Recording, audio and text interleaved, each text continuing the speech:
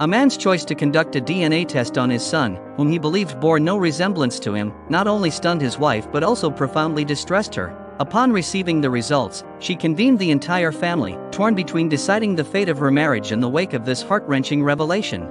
But before we start, smash the like button and make sure to subscribe if you haven't and hit that notification bell so that you won't miss any new stories. In September 2023, an anonymous woman turned to Reddit to share her story. The woman vividly recalled the 5-year journey she had embarked upon with her husband, 3 of which were wrapped within the confines of marriage. Throughout their relationship, the overbearing presence of her husband's mother loomed large, a constant source of tension.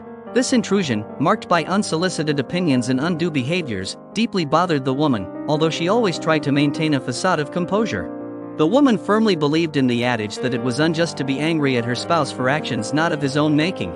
After all, he couldn't control the words or deeds of his mother, no matter how hurtful they might be. Yet, what irked her profoundly was his inability to stand up for her when she felt uncomfortable or upset due to his mother's intrusions. The situation reached a breaking point when the mother-in-law, in a fit of audacity, started questioning the paternity of the woman's child. For a while now, my MIL has been making comments about how my son doesn't look like my husband when he was a toddler. Basically accusing me of sleeping around. This, rightfully so, upset me, added the livid woman.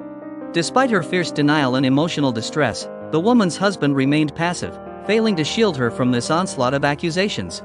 It was this inaction and lack of support that drove a wedge between them. Fueled by frustration and a growing sense of disrespect, the woman emotionally distanced herself from her husband. Her breaking point came when he casually announced his intention to conduct a paternity DNA test, not out of genuine doubt but as a means to pacify his relentless mother. This revelation was a slap in the face, an outrageous insult to her integrity.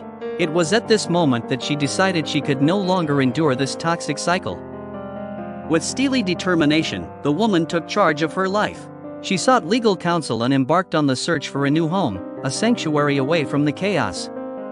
Her decision was firm, her resolve unyielding. The impending DNA test results, scheduled to arrive in mere days, held the promise of vindication, and she planned to combine them with divorce papers. In her heart, she knew that her decision to end the marriage was not just about her. It was a desperate attempt to shield her son from a future marred by animosity and bitterness.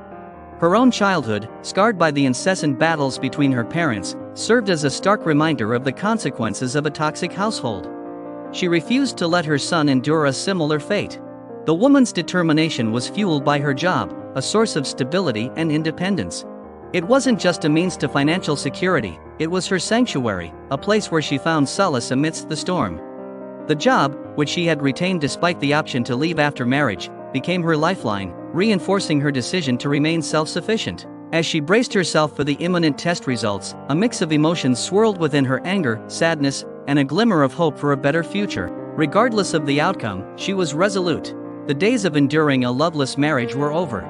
She was ready to face the challenges that lay ahead, all for the sake of her son and the chance to rebuild her life on her terms. The woman shared an update to the original post, recounting the events that unfolded after her husband received the DNA test results. On the day the results were due, she took matters into her own hands. Calling her father-in-law, she invited both him and her husband's mother to their home that evening. "He was working when he got the results," said the woman of her husband. According to the DNA test report, Opie's husband was indeed the father of their son. Soon afterward, her husband sent her the results and assured her that he would confront his mother to resolve the matter once and for all. However, when he called, the woman was resolute. She informed him that she had already consulted with an attorney, initiated divorce proceedings, and was prepared to end the marriage. The confrontation escalated into a heated argument. The husband defended his actions, claiming he didn't anticipate her strong reaction.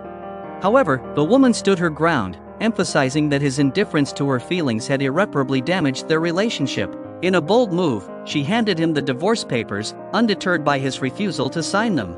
She left that night, refusing to stay in a situation where her boundaries were continuously violated. Despite her departure, her husband remained torn between his loyalty to his parents and the crumbling marriage. When the husband informed his parents that he would be checking on them periodically but requested his mother to apologize, she remained obstinate.